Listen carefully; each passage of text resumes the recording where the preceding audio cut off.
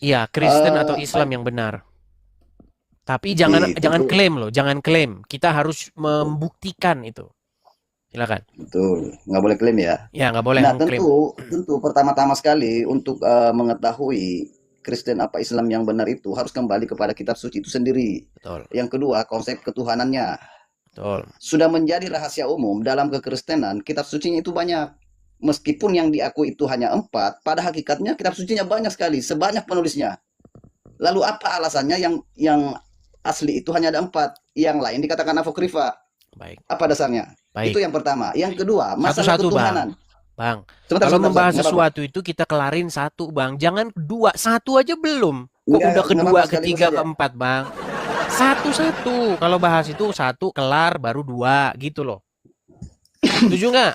Iya, Oke, masalah Anda mengatakan kenapa yang dipilih itu hanya empat. Matius, iya, Markus, Lukas, Yohanes. Jadi gini, Bang. iya, Jadi, Bang, kriteria itu ditentukan atau disortir dengan tiga hukum pada waktu itu.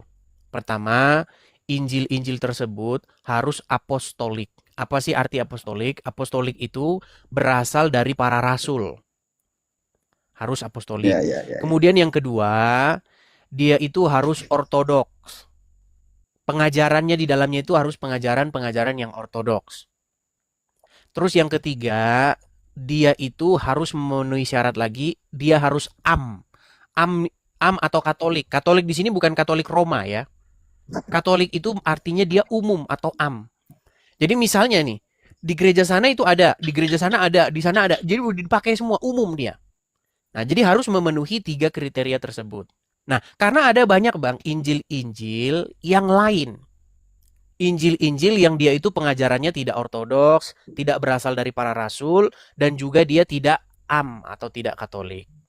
Contoh, saya kasih contoh. Ada Injil, ya, Injil masa kanak-kanak Yesus. Nah, di dalam Injil tersebut dikatakan bahwa ketika Yesus itu masih kecil, dia itu membuat burung-burung dari tanah liat, dibikin burung-burung. Lalu ditiup, jadilah dia burung. Lalu burung-burung itu terbang. Kayak orang-orang iseng gitu loh. Nah, Injil-Injil seperti ini tuh banyak bang dulu. Bukan cuman itu. Ada banyak Injil-Injil yang lain. Contoh misalnya. Misal nih. Yesus pada waktu itu mendatangi sebuah gua. Ada gua didatangi oleh Yesus. Di dalam Injil masa kanak-kanak Yesus itu. Kemudian di situ ada ular naga. Wah, dia kalahkan ular naganya itu. Persis kayak film anu. Inilah yang saya bilang dengan dongeng-dongeng atau Injil-Injil yang berisi informasi-informasi fiktif.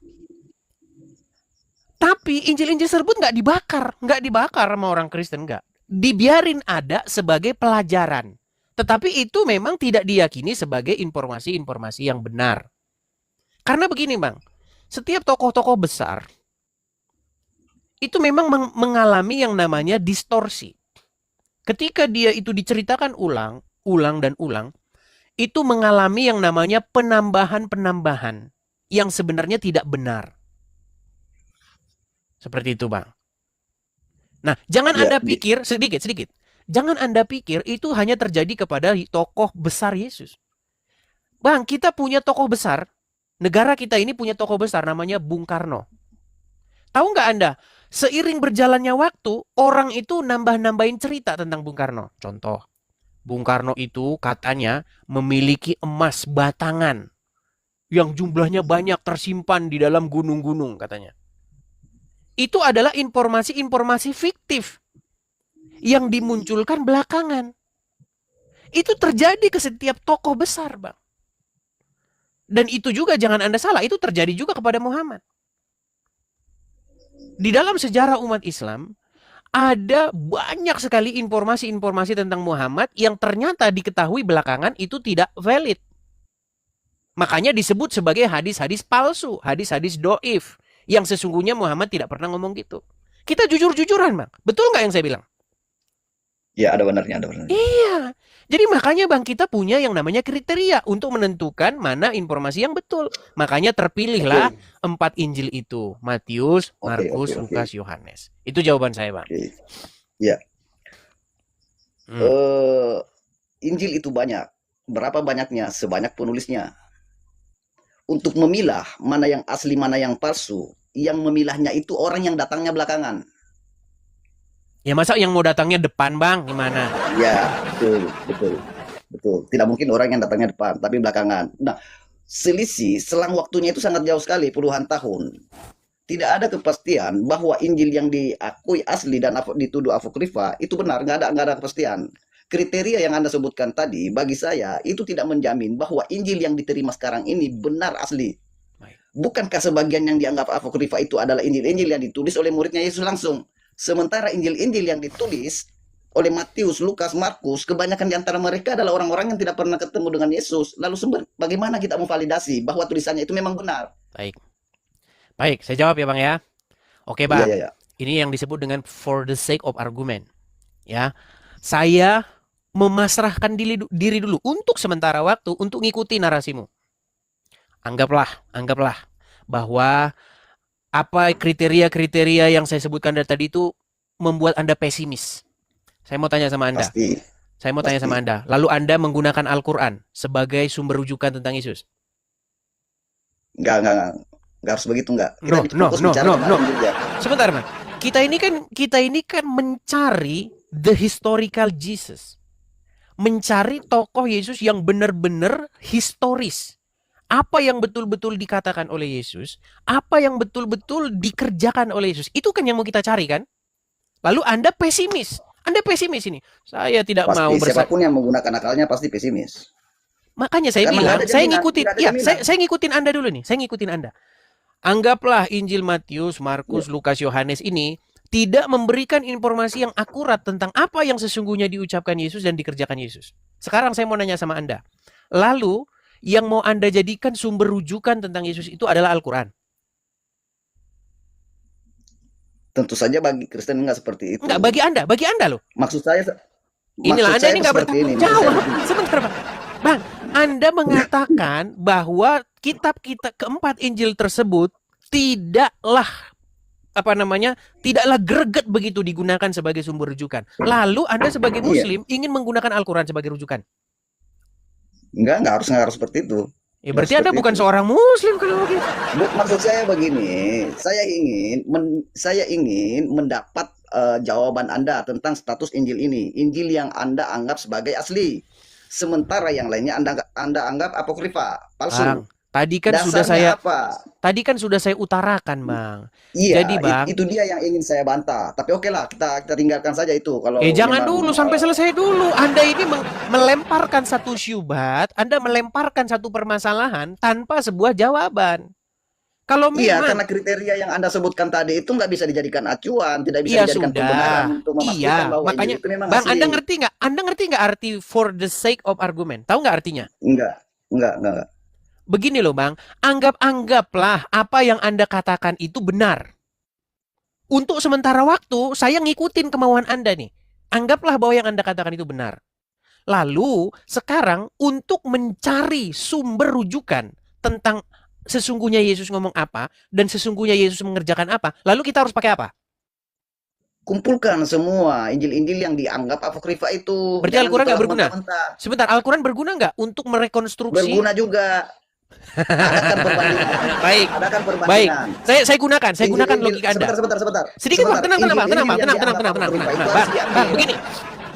Anda mengatakan bahwa Anda pesimis menggunakan keempat Injil tersebut karena sudah terlalu lama, sudah puluhan tahun dari peristiwa terjadinya Yesus berbicara dan Yesus berbuat. Betul. Bagaimana mau ditaruh mana mukamu ketika kamu katakan kalau Injil Matius, Markus, Lukas saja sudah terlalu lama dijadikan, sudah menjadi sumber rujukan yang terlalu lama dari peristiwa yang terjadi, Anda permasalahkan bagaimana dengan Al-Quran yang 700 tahun kemudian? Ini yang saya bilang, Bang. Ini yang saya bilang, kalian ini teman-teman, sifat kalian itu buruk sekali, buruk. Kenapa gini?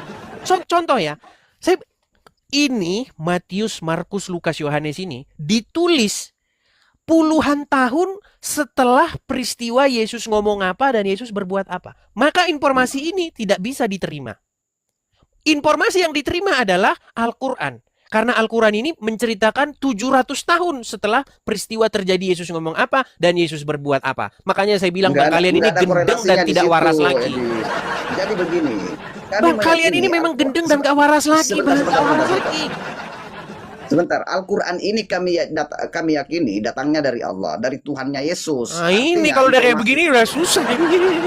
Oke, Iya kalau berat begitu, kalau udah begini, Bang. oke. Bang, makanya, Bang, tenang. Memang kalian ini kalau dalam pengadilan, gini, Bang. Seandainya, makanya kalau orang Islam jadi hakim dan dia menjadi hakim berdasarkan pemikiran orang Islam, bubar negara ini, Bang. Saya kasih contoh. Ini saya jadi hakim nih, sebentar. Anda menjadi hakim dan Anda ingin menerapkan ajaran Islam. Edis. Ya. Dari mana kamu tahu bahwasanya si Anu itu mencuri? Saya saksi mata, Pak. Oh, nggak bisa seperti itu dalam agama Islam. Nggak bisa. Terus yang diterima harus dari wahyu, Bang. Harus wahyu dari Allah. Bagaimana mungkin Anda menggunakan kriteria seperti itu? Analoginya nggak pas, Edis. Loh, tadi Anda Analoginya nggak katakan pas. Al-Quran betul. Yang diinformasikan oleh Al-Quran betul karena yang diinformasikan adalah wahyu, kan gitu. Enggak, maksud saya begini, kami meyakini Al-Quran itu benar karena datangnya dari Tuhan yang benar. Tuhan yang tidak benar. Barusan tadi kita bilang, Bang, jangan self juga adalah barusan Tuhan tadi yang kita benar. bilang jangan self proclaim. Jangan klaim sepihak. Kalau klaim sepihak, Bang Lia Eden juga bilang kitabnya dari Tuhan. Ini diskusi macam apa? Kalau begitu saya ingin tanya, apakah Injil yang 4 itu firman Tuhan apa bukan? Baik. Injil yang 4 itu, belum saya jawab, Bang. Tenang, Bang. Injil yang 4 itu adalah keterangan dari para saksi mata tentang apa yang dikerjakan, apa yang diperbuat, apa yang diucapkan oleh Yesus. Nah, apakah itu firman Tuhan? Artinya ya iya. Bukan firman Tuhan. Apakah itu firman Tuhan? Ya iya. Karena apa? Karena apa yang diajarkan, yang dikerjakan, yang dikatakan oleh Yesus itu, kami anggap itu adalah firman Tuhan. Karena Yesus sendiri adalah sang firman yang menjadi manusia.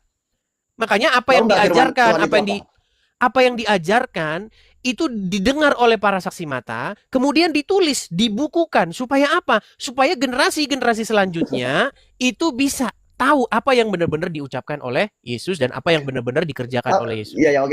Tahu nggak firman Tuhan itu apa? Kenapa disebut firman Tuhan? Bang, kita punya kriteria yang berbeda tentang firman Tuhan, Bang. Jadi itu tidak bisa kita diskusikan. Nggak boleh berbeda. Nggak boleh berbeda karena kita menggunakan kata yang sama, firman Tuhan, perkataan Tuhan, ucapan yang keluar dari mulut Tuhan. Siapa Tuhannya? Selain daripada ucapan yang keluar dari mulut Tuhan, itu bukan firman Tuhan. Yang dimaksud dengan firman Tuhan adalah ucapan Tuhan, perkataan Tuhan, kata yang keluar dari mulut Tuhan. Selain siapa Tuhan di situ? Ucapan kata yang keluar dari mulut Tuhan. Kalau Anda memahami, okelah Anda menganggap Yesus itu Tuhan. Oke. Dan ucapan Yesus itu adalah berarti kalau ada Tuhan. kitab, sebentar. Kalau ada kitab yang berisi perkataan Allah, kami anggap firman Tuhan nggak itu? Enggak. Iya, memang beda. Jadi nggak usah ke situ, Bang. Kalau ke situ nanti kita debat. Tenang dulu, Bang. Iya, diskusi yang bagus. Gini loh. Ucapan Yesus itu kami terima sebagai firman Tuhan. Sedangkan kalian masalahnya tidak dalam Injil, Bang, tenang dulu, Bang. Tenang. Tidak, iya, saya tenang. Kapan saya ngomong bahwa semua isi Injil itu ucapan Yesus? Saya nggak pernah ngomong begitu. Tidak semua. Ya memang tidak semua. Injil itu firman Tuhan. Ya memang tidak semua, Bang. Karena kata-kata itu menceritakan. Contoh. Ya. Setelah aku menyelidikinya dengan seksama dari para saksi mata, ini perkataan Lukas kepada Theophilus. Theophilus yang mulia. Setelah aku menyelidiki peristiwa yang terjadi dengan seksama dari para saksi mata, kemudian aku putuskan untuk membukukannya secara teratur bagimu. Ini kan ucapan daripada Lukas. Ya, artinya dia bukan firman Tuhan. Ya, ucapan dari Lukas itu ya pengenalan lah, gimana kamu itu? Artinya dia bukan firman Tuhan. Karena yang dimaksud dengan firman Tuhan yang kamu itu maksud, adalah yang kamu maksud firman Tuhan di situ Tuhan. apa? Yang kamu maksud dengan firman Tuhan itu apa sebenarnya? Ucapan Yesus. Apapun yang Anda maksud itu, yang namanya firman Tuhan, siapapun Tuhan itu, yang namanya firman Tuhan adalah perkataan yang keluar dari mulut Tuhan. Ya sudah. Selain perkataan yang bukan keluar dari mulut Tuhan, itu bukan firman Tuhan. Baik, kita tes sekarang. Kita ke Al-Quran. Itu aja. Baik, kita ke Al-Quran sekarang. Baik ya. Ketika kita membuka buku pertama di dalam Al-Quran, itu tertulis Bismillahirrohmanirrohim. Dengan menyebut nama Allah yang lagi pemurah, lagi maha penyayang. Segala puji bagi Allah Tuhan semesta alam. Oke? Ya. Pertanyaan saya kepada Anda. Itu yang ngomong siapa? Wahyu yang diterima oleh Yang Nabi ngomong, Muhammad. yang ngomong itu siapa yang ngomong itu? Dalam teologi Islam, Tuhan itu tidak berbicara. Yang Tuhan ngomong. menyampaikan pesannya. Yang ngomong siapa yang ngomong? Nggak ada yang ngomong di situ. Ya berarti makanya saya yang bilang kitab namanya kalian itu udah nggak jelas. Bang, kalau misalnya kita bedah ini secara ilmiah, Bang, kalian itu kebanyakan berdogma. Bang, tadi saya sudah bilang ya, Bang ya. Nih, kita buka Saya nih. jelaskan dulu. Tenang, Saya jelaskan dulu, sebentar. Kita buka Injil Lukas ya. Theophilus yang mulia. Ini kan udah jelas-jelas ini. Ada orang menulis kepada Theophilus. Ya, artinya dia bukan firman Tuhan. Setelah aku menyelidiki dengan seksama, berarti ada kata aku. Berarti ini adalah sebuah buku yang ditulis untuk Theophilus. Tentang apa? Tentang peristiwa-peristiwa yang terjadi. Dari mana peristiwa itu didapatkan? Dari para saksi mata dan pelayan firman. Sudah bisa dijelaskan kan? Jadi buku ini nggak jatuh dari langit, jatuh gitu. Makanya Bang, kami ini Bang, betul-betul menjelaskan ini secara ilmiah, betul-betul terjadi di alam nyata, tidak terjadi di alam goib. Nah sementara Al-Quran, kalau orang muslim suruh jelaskan, pasti semua goib semua. Sekarang saya tanya sama Anda. Iya, karena namanya firman Tuhan. Tenang. Siapa? Tenang dulu. Gini. Anda kalau udah ketakutan di bahasa Al-Quran. Di dalam Al-Quran, di dalam Al-Fatihah itu, ada kata-kata begini. Segala puji bagi Allah, Tuhan semesta alam. Tunjukkanlah kami ke jalan yang lurus. Ihdina siratal mustaqim. Pertanyaan saya, siapa yang ngomong tunjukkanlah kami ke jalan yang lurus? Pembaca Al-Quran yang ngomong itu. Pembaca Al-Quran kan setelah itu ditulis. Al-Quran yang ngomong itu. Ya, setelah itu ditulis. Al-Quran itu harus dibaca. Ketika Al-Quran sebentar. itu dibaca, Tenang. Ini ketika mereka udah kesini udah mulai dengar. Saya ikhtilaful, dengarkan. Sebelum kitab ini dibaca, kitab ini kan ditulis, betul nggak? Ya. Untuk pertama kalinya. Oke, untuk pertama kalinya, ini siapa yang ngomong ini? Tunjukkanlah kami ke jalan yang lurus. Ihdina siratal mustaqim. Siapa yang ngomong? Latar belakangnya dulu, Edis. Saya harus menjelaskan latar belakangnya dulu. Tidak bisa dijawab sekonyong-konyong menjawab seperti itu. Jadi dalam teologi Islam, wahyu itu bukan berupa perkataan, tapi pesan Tuhan yang datang kepada yang dituju. Bukan berupa Jadi siapa yang ngomong ihdina siratal mustaqim? Al-Quran itu petunjuk, Edis. Jadi setiap setiap isi yang ada di dalamnya itu makanya dibaca, kalau kita kaji, diulang lagi bacaannya. Kalau kita bedah dengan kaca, gini aja Bang ya. Taruh Al-Quran sama Alkitab di sebuah meja kajian akademis. Taruh di universitas. Kita tidak bahas agama di sini. Kita nggak bahas dogma. Kita buka. Maka akan disimpulkan Bang bahwa Al-Quran itu adalah sebuah buku yang ditulis dari orang yang tidak dikenal. Anonymous book. Buku anonimus. Sebuah doa. Tenang dulu Bang. Gantian ngomongnya. Tenang dulu. Sebuah doa atau sebuah tulisan dari seseorang yang berdoa. Contoh. Ihdina siratal mustaqim. Tunjukkanlah kami ke jalan yang lurus. Siratal ladzina an'amta alaihim. Yaitu jalan alaihim. Khairil maghdubi alaihim waladdallin. Yaitu jalan, bukan jalan yang ditempuh oleh orang-orang yang sesat. Berarti ini ada orang yang sedang berdoa kepada Allah. Siapa yang berdoa di sini? Siapa yang berdoa di sini? Tidak diketahui siapa. Itu kesimpulan Anda. Ya udah, kalau begitu, oke, kalau begitu secara logis, saya mau tanya sama Anda. Ini doa nggak? Kenapa Anda terus yang bertanya? Tidak pernah saya menjawab. Gantian nih saya Tadi Anda sudah tanya. Tadi Anda kan sudah tanya saya masalah Injil. Saya jelaskan nih.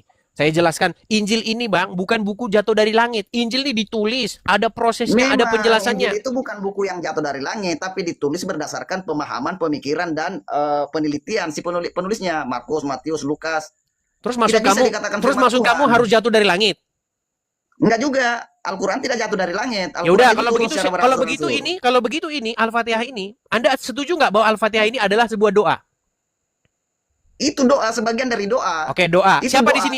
Untuk pertama kalinya, sebentar. Doa yang diajarkan Allah kepada para pembaca Al-Quran supaya diulang dibaca. Ngarang. Salahnya di mana coba? Oke, di mana di sini ada ayat di sini bahwa ini adalah Allah yang ngajarin berdoa begini? Mana? Tidak harus ada tulisan seperti itu, Edis. Nggak Itu harus- namanya nggak harus seperti asumsi itu. liar. Contoh. Kamu lagi jalan-jalan kaki di taman. Kamu ketemu secarik kertas. Tulisannya begini. Kabulkanlah permintaanku ini. Amin. Ketemu kamu nih, kertas ini. Kabulkanlah permintaanku ini, amin. Ah, ini berarti doa ini. Oh, berarti ini Allah ini yang ngajarin dia ini berdoa. Ini Allah sedang mengajarkan seseorang untuk mengucapkan kabulkanlah ini. Ah, itu asumsi liarmu. Karena apa? Karena naskah itu sendiri tidak menjelaskan siapa di situ yang berdoa, siapa di situ yang ngajarin untuk mengucapkan itu. Makanya kamu ini ketika membaca Al-Quran, pasti kamu memasukkan sumber-sumber yang tidak disebutkan oleh Al-Quran itu sendiri. Seandainya nih, asumsimu benar bahwa Allah mengajarkan kepada Muhammad untuk mengucapkan doa itu, pasti ayat itu dibuka dengan ayat seperti ini. Kul ya Muhammad, katakanlah wahai Muhammad, Bismillahirrohmanirrohim, Alhamdulillahirobbil alamin, Ar-Rahmanirrohim, Malik Yaumid, dan seterusnya. Itu baru bisa benar. Ini nggak jelas kok, tiba-tiba aja Bismillahirrohmanirrohim. Siapa ini yang ngomong? Oke. Gini, kamu Oke, ini gini, syarat. gini Sebentar kamu dulu, ini menggunakan standar gandamu. Gini loh, ketika kamu Gantian ngomongnya, ketika gantian. kamu menggunakan Gantian ngomongnya. standar, gini, ketika kamu menggunakan standar kepada kekristenan, itu berarti kan Lukas yang ngomong, betul? Lukas yang ngomong sama Theophilus, betul? Berarti kan bukan firman Tuhan. Ya memang itu karena Memang. ungkapan pembukaan. Itu ungkapan pembukaan. Baru dibaca selanjutnya, baru berisi Itu apa bukan yang firman diucapkan. Tuhan, Edis. Apa yang diucapkan Yang oleh namanya Yesus. firman